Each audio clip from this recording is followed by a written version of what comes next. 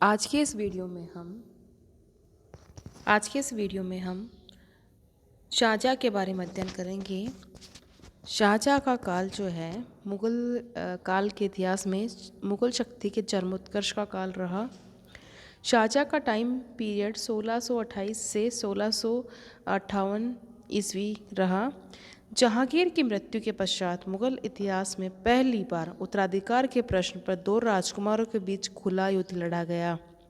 जहांगीर के मरने पर सम्राज्ञी नूरजहाँ के समर्थन से राजकुमार शहरयार उत्तराधिकारी घोषित किया गया, मगर शारजहाँ ने आसफ खां की सहायता से उसका विरोध किया और युद्ध में विजयी होने के पश्चात उसने सत्ता ग्रहण की।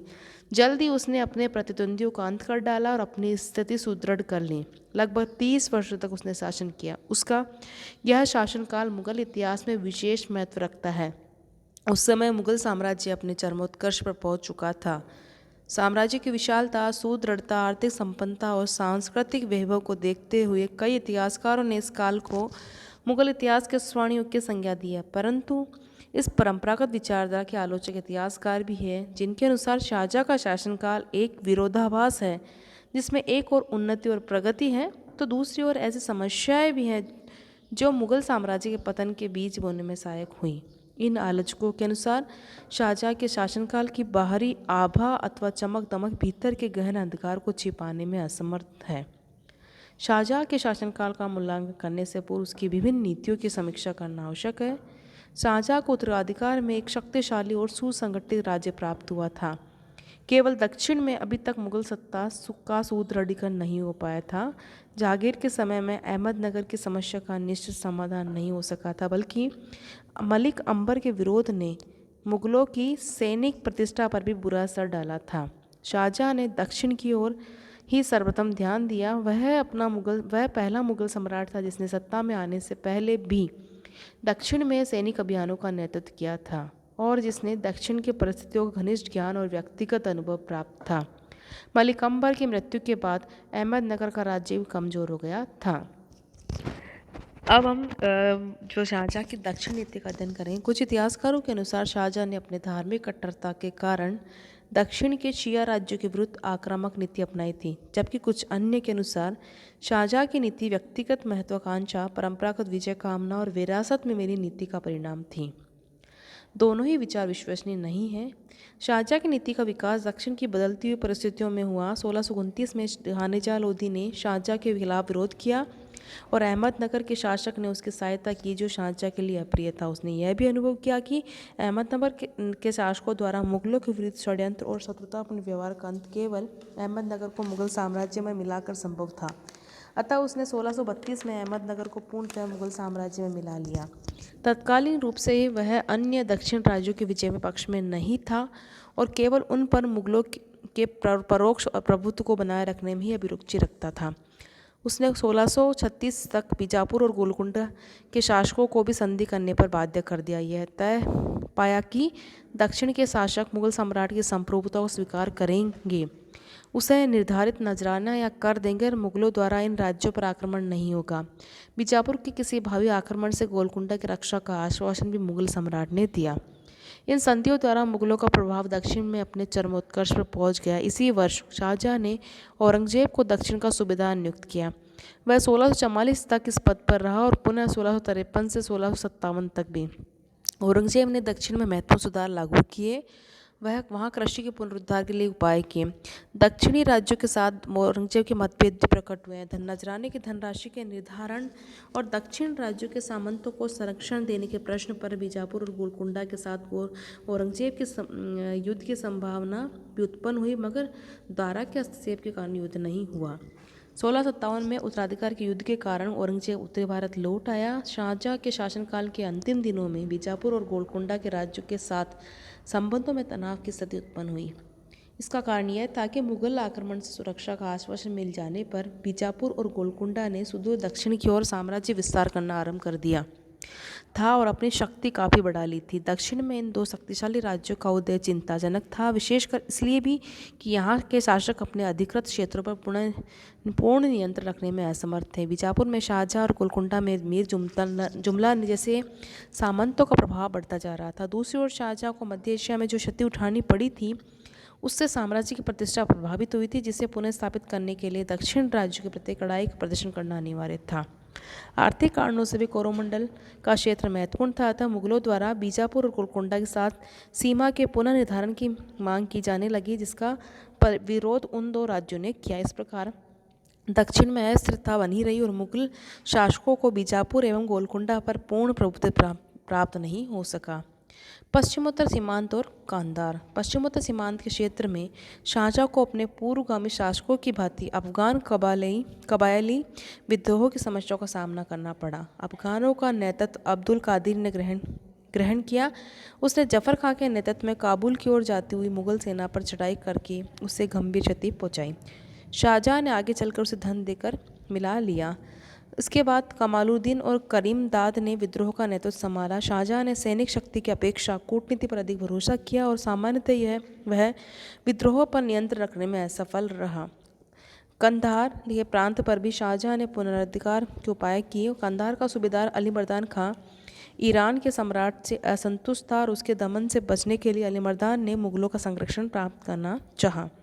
अतः 1638 में उसने कंधार मुगलों के हवाले कर दिया, लेकिन शाहजहाँ की सफलता स्थायी सिद्ध नहीं हुई। 1649 में कंधार पर ईरानियों ने पुनः विजय प्राप्त कर ली। लगभग उसी समय शाहजहाँ का मध्य एशियाई अभियान असफल रहा और इसने ईरान ने लाभ उठाया। शाहजहाँ ने कंधार के पुनः विजय के लिए कई अन्य अभियान किए, परंतु भौगोलिक कठिनाई और दूरी की समस्या तथा मुगल तोपखानों की दुर्बलता ने कंधार की विजय में बाधा पहुंचाई और मुगलों का नियंत्रण कंधार पर दोबारा स्थापित नहीं हो सका। शाहजहाँ की मध्य एशियाई नीति। शाहजहाँ ने मध्य एशिया के क्षेत्र में भी सैनिक अभियान संचालित किए। 1645 में बल्ख और बदख्शां के शासक नजर मोहम्मद के पुत्र अब्दुल अजीज ने विद्रोह कर दिया और मध्य एशियाई उज्बेक शासकों की सहायता का प्रार्थी हुआ। नजर मोहम्मद ने उज्बेक शक्ति के विरुद्ध मुगलों की सहायता प्राप्त करनी चाहिए। उसके अनुरोध पर शाहजहाँ ने एक विशाल सेना मुराद के नेतृत्व में उसकी सहायता के लिए भेजी। कुछ इतिहासकारों के अनुसार शाहजहाँ मध्य एशिया की विजय के लिए इच्छुक था, क्योंकि यह क्षेत्र मुगलों का मूल निवास स्थान था और उसके साथ उसके भावुक संबंध अभी भी बने हुए थे। एक विचार यह भी है कि दक्षिण राज्यों के साथ संधि और कंधार की पुनः विजय के बाद साम्राज्य विस्तार के लिए मध्य एशिया का भी क्षेत्र उपयुक्त रह गया था। यह भी कहा जाता है कि काबुल प्रांत की सुरक्षा को ध्यान में रखते हुए शाहजहाँ ने बल्ख और बदख्शां का तथा उज्बेक शक्ति के विस्तार को रोकना अनिवार्य जाना और इसलिए नजर मोहम्मद को उसके पुत्र के विरुद्ध सैनिक सहायता प्रदान की, ताकि उसकी मित्रता मुगल साम्राज्य के प्रति बनी रहे और किसी भावी उज्बेक आक्रमण से काबुल की रक्षा आसान हो सके जाए। मुगल सेना ने 1646 में बदख्शां और फिर बद्ख पर अधिकार कर लिया, परंतु राजकुमार मुराद और नजर मोहम्मद के बीच विभिन्न कारणों से असहमति हो गई। एक विशाल मुगल सेना को अपने राज्य में उपस्थिति से नजर मोहम्मद भी आतंकित हो रहा था। उसने बल्ख का नगर छोड़कर ईरान के शासक के पास शरण ली, जबकि उसके पुत्र अब्दुल उजीज ने उज्बेकों की सहायता से बल्ख पर आक्रमण कर दिया। मुगलों की स्थिति बहुत संतोषजनक नहीं थी और राजकुमार मुराद भी वापस लौट गया था। अतः शाहजहाँ ने औरंगजेब को बल्ख अभियान का उत्तरदायित्व सौंपने का फैसला 1647 में किया। औरंगजेब ने उज्बेकों का आक्रमण विफल बना दिया, परंतु बल्ख पर स्थायी नियंत्रण कठिन था। स्थानीय प्रजा मुगलों के विरोधी थी। मुगल सैनिक और अमीर वापस लौटने के उत्सुक थे। वापसी के पूर्व बल्ख के प्रशासन का भी प्रबंध आवश्यक था। मुगल न तो इस पर स्थायी अधिकार कर सकते थे, न ही नजर मोहम्मद के बदले में कोई दूसरा शासक बल्ख में स्थापित कर सकते थे। अतः नजर मोहम्मद के साथ समझौते के उपाय फिर आरंभ हुए। नजर मोहम्मद भी बल्ख में उज्बेकों की हार से हतोत्साहित था। उसने मुगलों की शक्ति का भी आभास हो चुका था और उसने भी समझौता कर देना उचित समझा। बल्ख अभियान में मुगलों को 2 करोड़ रुपये और 5000 सैनिकों की क्षति उठानी पड़ी, जबकि वे 1 इंच भूमि पर भी अधिकार करने में असमर्थ रहे। साम्राज्य की सैनिक प्रतिष्ठा भी प्रभावित हुई। ईरानियों ने कंधार पर पुनः दोबारा कब्जा कर लिया। मुगलों को लाभ केवल इतना हुआ कि उज्बेकों की शक्ति पर अंकुश लगा रहा और उनके द्वारा काबुल को क्षति पहुंचाने की कोई संभावना नहीं रही। धार्मिक नीति। शाहजहाँ ने अपने शासनकाल के आरंभ में एक अनुदार धार्मिक नीति अपनाई। इसके कारणों की कई प्रकार व्याख्या की गई। शाहजहाँ व्यक्तिगत रूप से अधिक रूढ़िवादी था और व्यक्तिगत जीवन में सदैव इस्लाम के आदेशों अनुसार आचरण करना का प्रयास करता था। दरबारी राजनीति में भी धार्मिक कट्टरपंथियों का प्रभाव बढ़ता जा रहा था। शाहजहाँ ने राज्यारोहण के पश्चात अपनी स्थिति सुदृढ़ करने के लिए कई संबंधियों की हत्या कराई थी, तो उसने अपनी छवि आकर्षक बनाने के लिए अपने को एक धर्मनिष्ठ शासक सिद्ध करना था। दरबार में इस्लाम विपरीत आचरण को रोकने के उपाय कि उसने सम्राट को सिजदा करने की प्रथा बंद कर दी। सम्राट के चित्र को पगड़ी या टोपी में लगाने की मनाही कर दी। इलाही संवत को समाप्त करके हिजरी संवत पुनः आरंभ कर दिया। उसने हिंदुओं द्वारा मुस्लिम दास दासियों को खरीदना, मुस्लिम वेश में रहना और मुस्लिम स्त्रियों से विवाह करना वर्जित कर दिया। उसने यह भी आदेश दिया कि जिन मुस्लिम स्त्रियों से हिंदुओं ने विवाह कर लिया उन्हें वे तलाक दे या स्वयं धर्म प्रवर्तन करके मुस्लिम हो जाए। उसने इस्लाम के प्रचार के लिए भी प्रयत्न किया। इस्लाम धर्म स्वीकार करने वालों को धन एवं पद के साथ सुविधा दी। इस्लाम के विरुद्ध प्रचार दंडनीय हो गया। यदा कदा बलपूर्वक धर्म परिवर्तन भी हुई। यह आदेश दिया गया कि धर्म परिवर्तन करने वाले हिंदुओं को पैतृक संपत्ति पर अधिकार सुरक्षित रहेगा। 1633 में उसने नवनिर्मित मंदिरों को बंद करवाने के आदेश दिए तथा मंदिरों का निर्माण वर्जित कर दिया। फिर भी उसने जजिया कर पुनः आरंभ नहीं किया, न ही हिंदू अधिकारों को उस पदों से हटाया। और राजपूतों से संबंध, शाहजहाँ की राजपूत नीति भी अकबर और जहांगीर से कुछ भिन्न थी। उसने राजपूत घरानों के साथ वैवाहिक संबंधों की नीति त्याग दी और राजपूतों को बड़े पद मिलने भी बंद हो गए। फिर भी मनसबदारों में मुगल राजपूतों का अनुपात कम नहीं हुआ। शाहजहाँ की नीति धर्मांधता से प्रभावित नहीं थी, बल्कि बदलती हुई राजनीतिक परिस्थितियों से प्रेरित थी। मुगल साम्राज्य का विस्तार उत्तर भारत में पूरा हो चुका था और अब राजपूतों को पहले जैसा महत्व मुगल दरबार में नहीं रह गया था। राजनीतिक क्षेत्र में शाहजहाँ का शासनकाल उसके प्रशंसकों के अनुसार सुख व शांति का काल था। केवल 2 विद्रोह सदियों में हुए, जिनके नेता क्रमशः खानेजहाँ लोधी और जुंजार सिंह बुंदेला थे। दोनों विद्रोह दबा दिए गए और प्रजा को शासक के प्रति किसी प्रकार का असंतोष नहीं रहा। साम्राज्य का विस्तार भी संभव हुआ। दक्षिण में अहमदनगर मुगल साम्राज्य में मिला लिया गया तथा बीजापुर और गोलकुंडा ने भी मुगलों की दीनता स्वीकार कर ली। उत्तर पश्चिम सीमांत में कंधार का खोया हुआ प्रांत पुनः जीत लिया गया तथा पहली बार मध्य एशिया तक मुगलों ने सैनिक अभियान किए। इसने साम्राज्य की शक्ति व सुदृढ़ता का बोध होता है। आर्थिक क्षेत्र में यह काल अत्यधिक संपन्नता और समृद्धि का काल रहा। कृषि में उन्नति तथा लगान में वृद्धि से राज्य की आमदनी में वृद्धि हुई। सामाजिक जीवन में क्षेत्र यह समय विशेष तनाव संकट से मुक्त था। औरंगजेब के शासनकाल में समाज के विभिन्न वर्गों के बीच जो तनाव उत्पन्न हुआ तथा जो समस्या प्रकट हुई उनसे यह काल सर्वथा मुक्त रहा।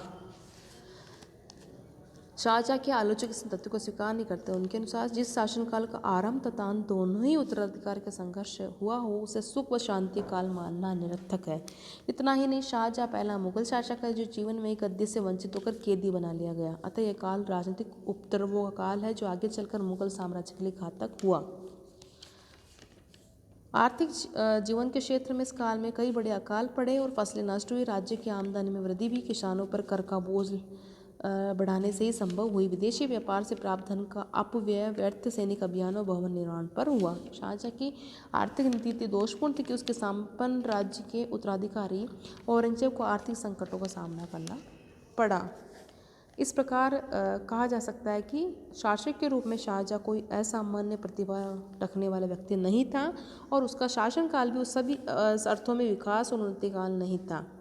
अतः शाहजहाँ का शासनकाल केवल मुगल स्थापत्य कला का स्वर्णयुग माना जा सकता है, मुगल इतिहास का स्वर्णयुग नहीं।